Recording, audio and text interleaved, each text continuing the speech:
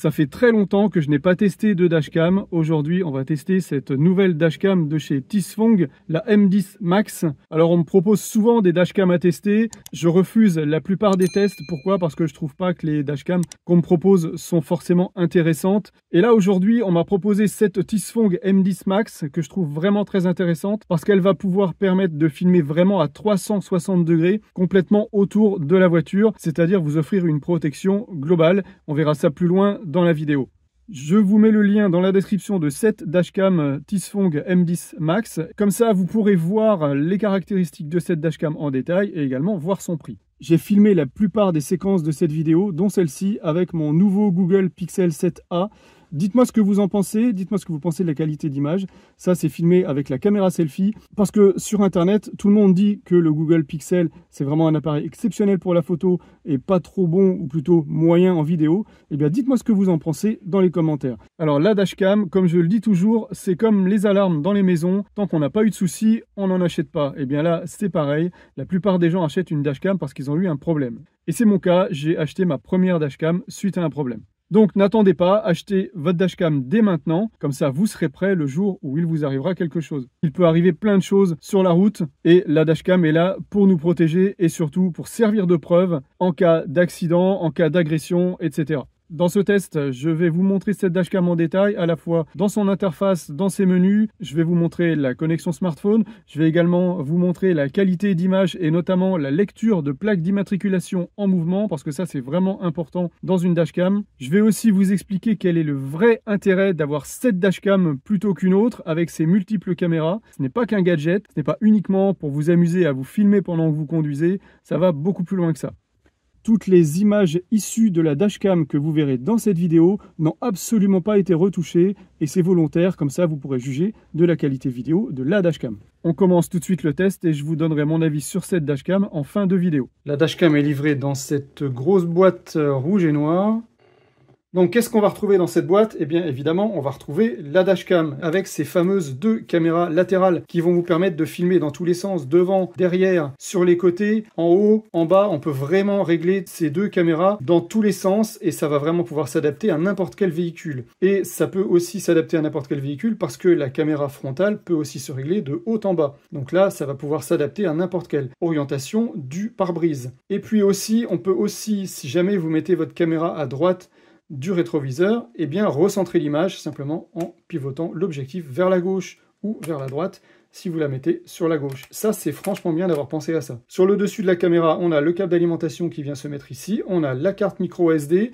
Alors Tisfong m'a envoyé moi une carte Lexar 128 Go. Vous avez ici ensuite le trou pour brancher le câble de la caméra arrière et ensuite le trou pour le microphone et ici on a le petit trou pour aller faire un reset de la caméra. On a le grand écran avec les différents boutons qui permettront d'accéder au menu. On verra ça tout à l'heure. On a aussi un manuel d'instruction qui est entièrement en anglais, mais si vous regardez cette vidéo, je pense que vous saurez vous en servir sans lire le manuel.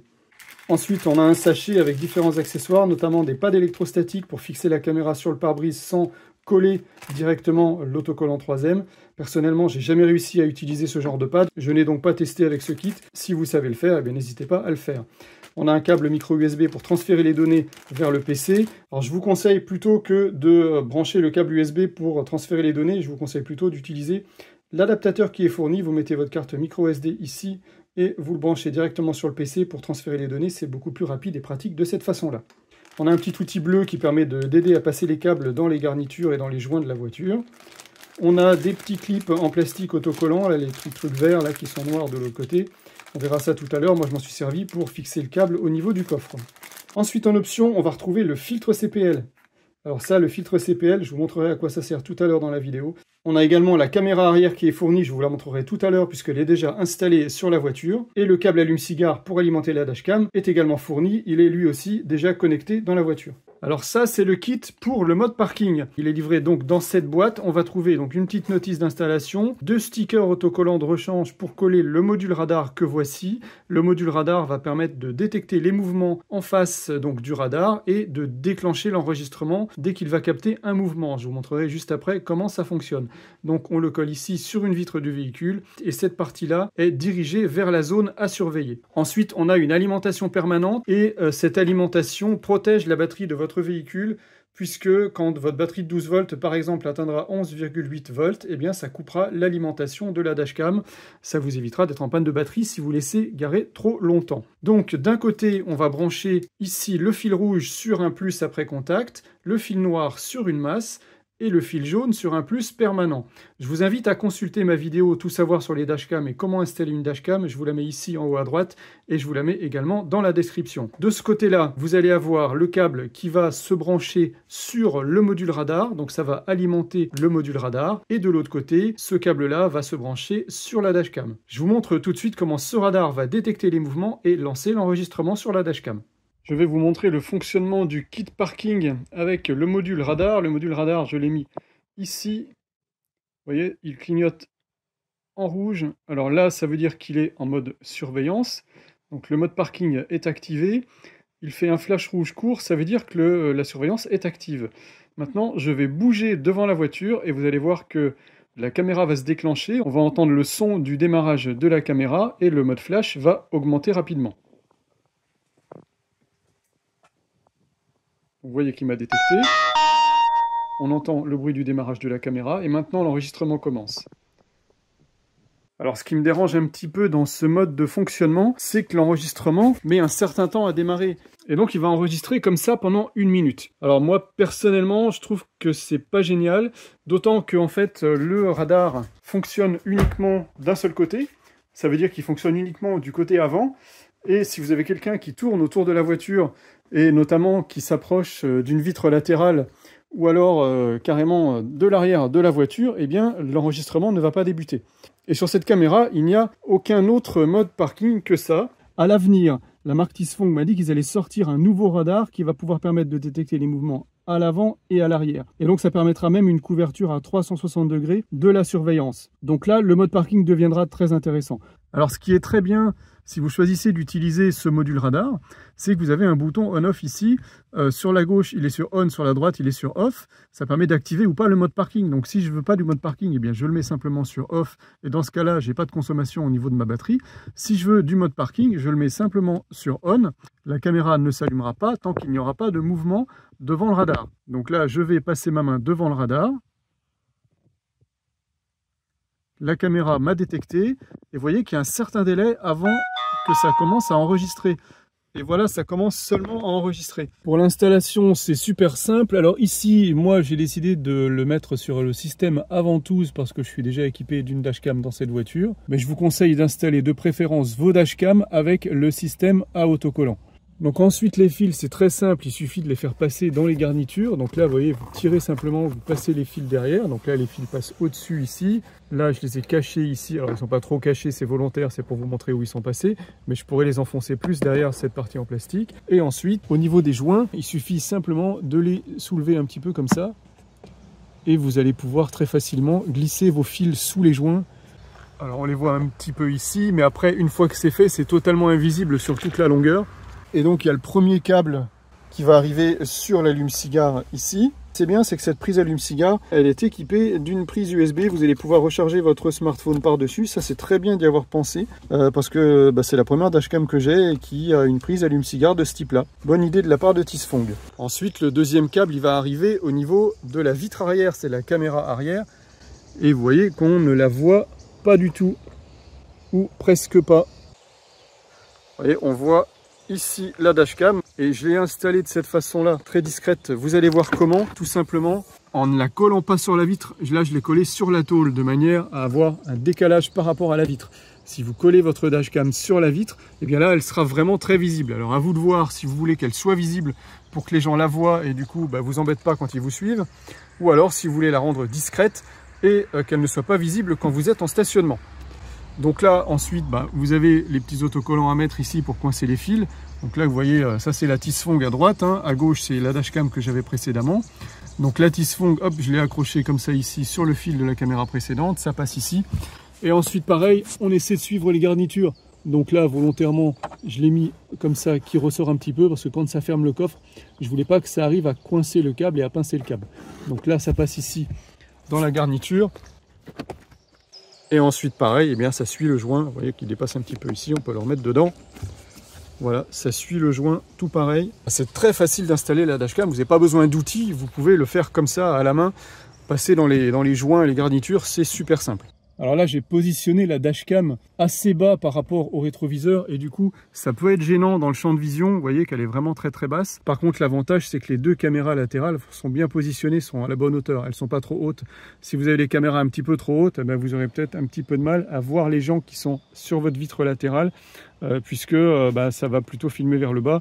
Et donc, si vous voulez voir la tête de la personne, plus elle est basse et mieux c'est. Donc voilà, ça c'est un choix à faire.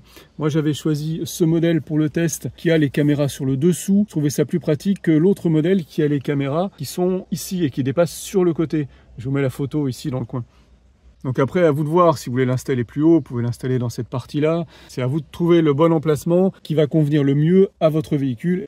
De l'extérieur, on voit évidemment pas mal la caméra de la manière dont je l'ai positionnée. Bon, après, avec les reflets, honnêtement, pour voir la dashcam, il faut y aller.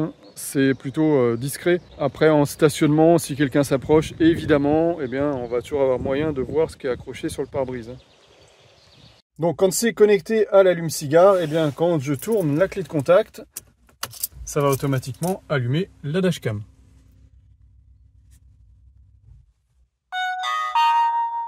Évidemment, ça ne fonctionne que si votre allume-cigare s'allume en même temps que la clé de contact. Il faut vérifier sur votre véhicule si c'est vraiment le cas. Si vous avez un allume-cigare qui est alimenté en permanence, eh bien vous ne pourrez pas faire ça. Quand la dashcam est allumée, vous avez un petit voyant bleu sur la caméra qui vous indique qu'elle est en fonctionnement. Et ça, c'est plutôt pas mal. Ça permet d'être sûr, voilà, que la caméra est bien connectée, que le fil ne s'est pas coupé. Et quand je coupe le contact, eh bien la caméra va s'éteindre automatiquement. Et comme elle est équipée d'un supercondensateur, le fichier en cours d'enregistrement se finalise et se sauvegarde correctement. Je vais vous montrer donc les menus de la dashcam. Pour entrer dans le menu, on appuie ici à gauche sur le bouton menu. On a d'abord le bouton pour activer le Wi-Fi. Ensuite, le bouton pour activer la LED infrarouge. Vous voyez les 4 petits points autour de l'objectif, ce sont les lumières infrarouges qui vont permettre d'éclairer l'intérieur de la voiture la nuit, donc soit de manière automatique, soit de le bloquer sur on ou de le bloquer sur off, sachant que quand l'infrarouge est activé, votre image sera d'office en noir et blanc. Ensuite, sur Loop Record, on choisit la durée de chaque enregistrement vidéo, soit 1 minute, 2 minutes ou 3 minutes. Je vous conseille de le mettre sur 3 minutes, ça évite d'avoir tout un tas de petits fichiers, c'est plus pratique. Le G-Sensor, ça, c'est pour verrouiller vos fichiers quand vous avez un choc sur le véhicule, quand vous roulez. Donc vous pouvez régler la sensibilité, le high c'est la sensibilité la plus forte, middle c'est moyen et le low c'est la sensibilité la plus basse. Moi je laisse sur off, quand j'ai besoin de verrouiller un fichier, j'appuie directement sur le bouton de verrouillage qui se trouve ici. Ici on peut choisir le langage, donc moi je l'avais mis en anglais parce que j'aime bien utiliser tous mes appareils électroniques en anglais. On va essayer de le mettre en français, mais je pense qu'il y a toujours des endroits en français où c'est mal traduit. Donc on va voir ce qu'il en est. Donc vous voyez, effectivement, enregistrement en boucle, c'est un petit peu tronqué, on ne voit pas tous les caractères. C'est aussi pour ça que j'aime bien rester en anglais sur ces appareils. Donc ensuite le volume, évidemment on règle le volume du haut-parleur de la dashcam. Ça c'est le volume quand vous allez revisionner les vidéos ou le volume du son de démarrage de la dashcam. Écran de veille, ça c'est le temps défini à partir duquel l'écran va s'éteindre. Donc là, vous voyez, c'est marqué enregistrement hors écran. Et je ne sais pas ce que ça veut dire, donc c'est pour ça qu'on va le remettre en anglais. Alors, off-screen recording, donc du coup, ça veut dire que ça enregistre toujours avec l'écran éteint, votre écran ne s'allume jamais. Donc ça peut être très bien quand vous utilisez le mode parking, parce que sinon, à chaque détection de mouvement, l'écran de la caméra s'allume. Donc moi, en le mettant sur off, je souhaite qu'il reste allumé en permanence. Ici, on règle l'heure, les jours, le mois, l'année, etc., la date et l'heure, sachant que ça se synchronise également avec le GPS. Ici, on peut formater la carte SD, alors évidemment, je ne vais pas le faire puisque j'ai des choses dessus, et ici, on peut faire un reset des paramètres de l'appareil. Ensuite, on a une deuxième page qu'on accède en appuyant sur menu à nouveau. Ici, on a le statut GPS, donc là, je suis en intérieur, donc forcément, je n'ai pas de niveau GPS, mais sinon, à l'extérieur, vous voyez tous les niveaux des satellites. Les coordonnées GPS s'affichent sur les vidéos et permettent de localiser l'endroit exact en cas d'accident par exemple. Et la vitesse affichée peut aussi être un élément de preuve, à condition que vous la respectiez évidemment. Ici, le Speed Adjust, c'est pour ajuster la vitesse GPS. Alors, on peut l'augmenter et on peut évidemment la diminuer. Ça permet d'ajuster la vitesse GPS affichée à l'écran. Moi, j'ai trouvé qu'elle était juste, j'ai pas eu besoin d'ajuster, donc j'ai laissé à 0. Je sais pas trop à quoi ça sert, c'est la première fois que je vois ce menu sur une dashcam. Normalement, toutes les dashcams affichent la bonne vitesse sans avoir besoin de toucher à ce paramètre. L'unité de vitesse, km/h ou miles, bon, ça évidemment vous mettrez en km/h. Le time zone, alors GMT plus 1 chez nous, et le daylight saving. Là je l'ai mis sur off, mais j'aurais dû le mettre sur on, parce que ça c'est l'heure d'été, donc quand on est en été, vous mettez sur on. Voilà, on a fait le tour des paramètres, il n'y a pas grand chose à paramétrer, c'est vraiment très intuitif. Alors ensuite, quand la caméra enregistre, et vous voyez qu'elle se met tout de suite en enregistrement quand vous sortez du menu, et ça c'est bien, ça vous évite d'oublier de lancer l'enregistrement, et bien pour verrouiller un fichier, il faut juste appuyer sur ce bouton là, et ça va verrouiller en fait les 4 premières secondes avant l'appui du bouton, et les 15 secondes suivantes. Donc vous allez avoir 4 secondes avant l'appui du bouton, plus 15 secondes après dans votre fichier enregistré. Le bouton central, c'est pour l'éteindre. Le bouton ici, quand vous appuyez en roulant, ça vous permet de choisir la vue. Donc c'est la vue avant, la vue arrière, la vue de côté gauche, la vue côté droite, etc. Vous choisissez quelle vue vous voulez afficher, ou alors 3 vues, ou alors 4 vues quand vous avez la caméra arrière branchée. Là, elle ne l'est pas, je suis sur une table. Quand on reste appuyé sur ce bouton, vous voyez que ça prend une image. Et quand on reste appuyé sur le bouton à gauche ici, eh bien, ça vient se mettre en mute ici. Vous voyez le petit micro qui se barre, ça veut dire que la caméra n'enregistrera plus le son. Donc je recommence, je reste appuyé, et je réactive à nouveau le son. Voilà, c'est tout ce qu'on peut faire avec les boutons de la dashcam. On n'a pas réellement besoin d'utiliser l'application, tout peut très bien se faire de cette façon-là, et quand vous voulez récupérer un fichier, vous prenez votre carte SD et vous la mettez dans votre PC. On peut aussi lire les fichiers enregistrés directement sur la dashcam. Pour ça, on va rester appuyé sur le bouton menu à gauche. Et là, je vais avoir tous mes enregistrements. Vous voyez, donc je vais pouvoir naviguer dans mes enregistrements comme ça. Je me promène. Et quand j'ai choisi l'enregistrement que je veux regarder, eh bien j'appuie dessus tout simplement. Et on voit en direct l'enregistrement. Ça peut servir si vous avez la gendarmerie qui veut constater quelque chose sur votre dashcam, vous avez été témoin d'un accident, vous êtes sur place, vous pouvez montrer l'enregistrement comme ça à la gendarmerie, dans un premier temps, et ensuite leur transmettre la vidéo si ça les intéresse. En roulant sur l'écran de la dashcam, on voit en bas à gauche la date et l'heure, ensuite la vitesse mesurée par le GPS, la direction boussole suivie, et en haut à droite, on a le temps d'enregistrement du fichier en cours, et la résolution des caméras, 2K pour l'avant, 1080p pour les 3 autres caméras. A noter que la caméra arrière et les 2 caméras latérales sont affichées en miroir sur l'écran de la dashcam, donc l'image est à l'envers. Vous constaterez également que la vitesse s'affiche en rouge quand on dépasse les 80 km/h. Alors ne me demandez pas pourquoi, mais voilà, c'est ce que j'ai constaté, ce n'est pas du tout lié à l'autorisation de rouler à cette vitesse-là sur la route. Alors comme je vous le disais, en bas à droite, on a la boussole qui indique la direction suivie. Donc là, on est en direction du sud, et comme je vais tourner à gauche, logiquement, on va être en direction sud-est. Voilà qui est fait. Il existe un filtre CPL en option, et ça je vous le conseille fortement, et ça va vous permettre de faire disparaître les reflets du tableau de bord que vous avez dans le pare-brise. Pour ça, il suffit simplement de tourner le filtre et de trouver la bonne position. Une fois que cette position est trouvée, surtout n'y touchez pas, et ça restera comme ça tout le temps. Donc le filtre CPL que vous allez laisser en permanence sur la dashcam va vous permettre de n'avoir plus aucun reflet en toutes circonstances. Même la nuit, comme là vous voyez par exemple dans ce parking souterrain, je ne suis pas gêné par les reflets des lumières par exemple. Et à l'extérieur, eh bien là c'est pareil, vous l'avez vu, il n'y a plus aucun reflet du tableau de bord qui vient être parasiter l'image de la dashcam. Et donc on a vraiment une qualité d'image franchement très très bonne sur cette dashcam, comme vous le voyez là. On a de très belles couleurs, on a une très bonne définition. Et ça va aussi permettre de faciliter la lecture des plaques d'immatriculation. Donc j'ai justement testé cette lecture de plaque à 90 km/h. Et vous voyez que de face, on arrive à lire la plaque. Donc on ne sait pas trop si c'est EN ou EW sur ce véhicule. Mais on a aussi la vue arrière pour confirmer. Effectivement, c'était plus EM. Alors ne vous inquiétez pas s'il vous manque une lettre ou un chiffre. La gendarmerie est capable, par rapport au modèle de véhicule, de retrouver le bon véhicule. Ils ont un logiciel pour ça. Alors la qualité de l'identification de la plaque d'immatriculation dépend de plusieurs facteurs, notamment la vitesse.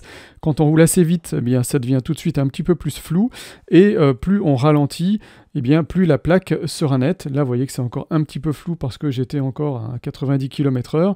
Et vous voyez qu'ici, en agglomération, eh bien, on a tout de suite des plaques beaucoup plus nettes. Et par contre, eh bien, quand la luminosité s'assombrit, eh bien, là aussi, ça devient compliqué. Vous voyez, là, je ne suis qu'à 80 km/h. Et là, la plaque est carrément illisible parce que j'étais en forêt et la luminosité était vraiment très faible. Et dans ce cas-là, évidemment, c'est le même problème pour la caméra arrière. En comparaison avec toutes les autres dashcams que j'ai testées précédemment, la lecture de plaque est plutôt bonne et franchement vous pouvez lui faire confiance de ce côté-là. Bon, par contre, comme toutes les dashcams, quand il fait nuit, n'espérez pas tirer quoi que ce soit des plaques des autres véhicules autour de vous et ce, quelle que soit la vitesse. Voici un extrait de la vue de nuit en agglomération éclairée et maintenant hors agglomération non éclairée. Vous voyez que c'est quand même beaucoup moins bon que ce qu'on a en journée et évidemment on ne voit absolument pas les plaques des véhicules. Même chose, mais cette fois-ci vue de derrière, en agglomération éclairée, et maintenant hors agglomération non éclairée.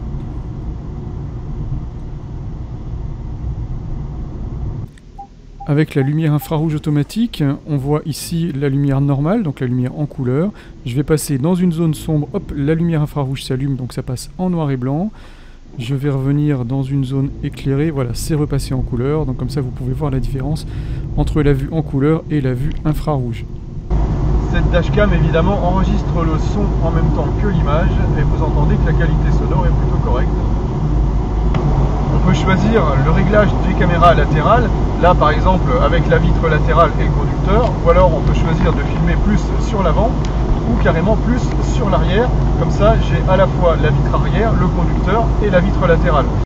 Cette vue-là, c'est celle que je préfère. On voit le rétroviseur au cas où on me le casse, on voit la vitre latérale en cas d'agression, on voit le conducteur, on voit les vitres latérales jusqu'à l'arrière et la vitre arrière également.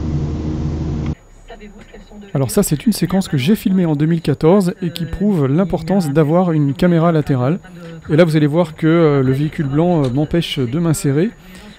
Donc normalement, on est censé passer un véhicule sur deux, puisque vous voyez qu'il y a des travaux, ça se réduit de 2 en une voie. Donc s'il y en avait qui s'étaient échappés entre-temps, on ne saurait pas non plus. Et on voit clairement que c'est le véhicule blanc qui vient se jeter sur moi. J'ai essayé de l'éviter, heureusement, parce que je pense qu'on aurait touché la tôle. Et là, vous voyez, mon rétroviseur est cassé. On voit un petit coin de plastique qui est manquant. Et ça, c'est grâce à la caméra latérale que j'ai pu prouver à l'assurance que mon rétroviseur n'était pas cassé avant l'accident et était cassé après l'accident. Et bien entendu, ce monsieur, eh bien, il n'a pas voulu faire de constat. Et eh bien, il s'est sauvé, voilà. Donc, malgré le fait que je lui ai expliqué que j'avais une caméra, il m'a dit texto, je m'en fous, je m'en vais. Donc voilà, il est parti.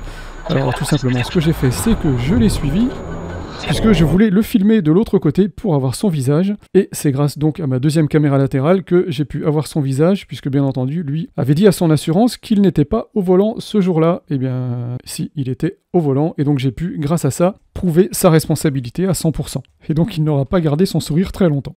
L'application à utiliser pour se connecter sur la dashcam, c'est l'application TSCam Plus que vous voyez ici. Auparavant, il faut déjà activer le Wi-Fi sur la dashcam.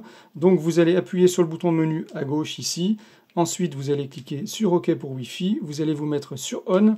Et on revient à l'écran principal. Et on va voir ici le point d'accès Wi-Fi qui va se lancer en bas à gauche de la dashcam. Donc ensuite, ce qu'il faut faire, c'est lancer l'application TSCam Plus. Ensuite, se connecter au Wi-Fi. Et là, on va se connecter au Wi-Fi de la dashcam directement. Voilà, ma dashcam apparaît ici, TS Dashcam. Je clique dessus pour me connecter. Le mot de passe, c'est 1, 2, 3, 4, 5, 6, 7, 8. Donc une fois que ça c'est fait, vous revenez en arrière. Donc là, on fait Go to Home Page. On va faire Add Recorder. Ici, on me propose ma caméra. Je fais Connect. Et donc là, je vois en direct l'image de ma caméra. Bon là, évidemment, elle est posée sur la table, donc on voit rien. On peut changer ici les paramètres. Donc on peut changer le password Wi-Fi, on peut formater la carte SD, mais on ne peut rien changer d'autre comme paramètres. La plupart des paramètres se changent directement sur la dashcam. On peut accéder au stockage de la dashcam en cliquant sur ici Recorder Storage. Et là, on a toutes les vidéos enregistrées. Et là, c'est forcément beaucoup plus pratique que de les avoir directement sur la dashcam. Et là, donc, je choisis ma vidéo, je clique sur la vidéo qui m'intéresse, et tout de suite, je peux la visualiser sur l'écran du smartphone. Donc ça peut être assez pratique. Si vous ne voulez pas utiliser un PC, vous pouvez lire vos vidéos de cette façon-là. Petite parenthèse, pour voir la carte GPS d'un fichier enregistré, il faut au préalable le télécharger en local sur le smartphone. Pour ça, on sélectionne le fichier, on clique sur la petite flèche en bas à gauche pour télécharger le fichier. Bon là, j'en avais sélectionné 2. Ensuite, on clique sur le fichier à visionner et on n'oublie pas de cliquer sur le bouton GPS à droite pour afficher la carte GPS du trajet. Donc là, on voit le trajet en globalité de l'intégralité du fichier qui dure 3 minutes. Et on est capable de zoomer sur la carte pour voir très précisément la position. Il y a aussi un logiciel PC qui permet de voir la carte en même temps que vous visionnez la vidéo. Ce logiciel, c'est GX Player, je vous mets le lien dans la description. Voilà, donc c'est à peu près tout ce qu'on peut faire avec l'application et c'est amplement suffisant, on n'a pas besoin d'en avoir plus. Donc vous l'avez vu, cette dashcam Tisfong, c'est vraiment l'outil idéal pour se prémunir de tout ce qui peut arriver sur la route. Je vous mets le lien de cette dashcam en description, comme ça vous verrez son prix. Le prix est vraiment intéressant si on considère que cette dashcam vous donne l'équivalent de 4 caméras différentes en un seul appareil. Alors au niveau de la qualité, bien entendu on peut trouver mieux en qualité d'image. Malgré tout, j'ai trouvé que la qualité était vraiment correcte pour ce qui est notamment de la lecture de plaques d'immatriculation. Les images sont superbes, elles sont bien lumineuses, les couleurs sont bonnes et le filtre CPL permet vraiment d'améliorer ça, c'est-à-dire que vous n'avez plus aucun reflet dans le pare-brise, ce qui vous donne une meilleure vision de ce que vous avez sur la route. Il faut savoir qu'un reflet sur le pare-brise peut également gêner la caméra pour la lecture d'une plaque d'immatriculation et là c'est bien d'avoir ce filtre CPL qui est vraiment très efficace et qui coupe vraiment tous les reflets au niveau du pare-brise. La seule chose que je pourrais reprocher à cette dashcam à l'heure actuelle, c'est son mode parking. Elle a un mode parking avec un radar qui permet pour l'instant de ne détecter les mouvements que vers l'avant.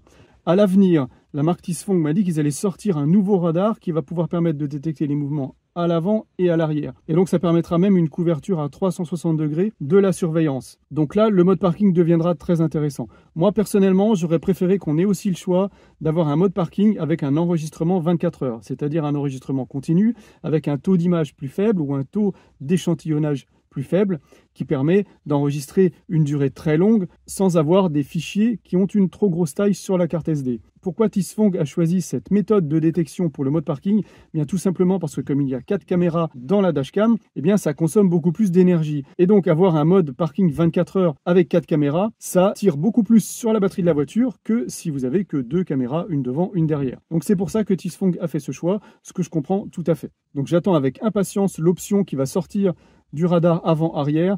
Et là, on pourra vraiment avoir une dashcam complète qui va répondre à tout ce qu'on attend d'une dashcam à la fois en circulation et à la fois en stationnement. Maintenant, si votre unique but, c'est de protéger vos déplacements quand vous êtes dans votre voiture, eh bien, cette dashcam convient parfaitement et c'est pour moi à l'heure actuelle la meilleure dashcam à ce niveau-là, puisqu'elle couvre vraiment l'intégralité de ce qui se passe autour de vous, à la fois devant, derrière, sur les côtés, en cas d'agression, en cas de casse du rétroviseur. On voit plein de vidéos sur YouTube de motards qui viennent vous claquer le rétro. Eh bien, avec cette dashcam, si ça vous arrive, vous avez la plaque du motard et vous avez aussi l'action du motard sur votre rétro. Ça, je trouve ça génial. Et vous avez vu tout à l'heure l'extrait qui m'a servi, moi, personnellement, pour mettre en cause un conducteur qui m'avait cassé mon rétro. Ça m'a permis de prouver que avant le choc, mon rétro était en bon état et que après le choc, eh bien, il était cassé. Et ça, sans la vidéo latérale, eh bien, c'est impossible. Avec uniquement la vue avant, vous ne pouvez pas prouver ce qui s'est passé sur le côté de votre voiture. Voilà, je ne sais pas ce que vous pensez de cette dashcam, dites-le moi en commentaire et dites-moi ce que vous pensez de ce système de multiples caméras. Et si vous voulez en savoir plus sur les dashcams, j'ai créé une série qui s'appelle Tout savoir sur les dashcams. Je vous mets ici des liens, il suffit de cliquer dessus et on se retrouve là-bas tout de suite.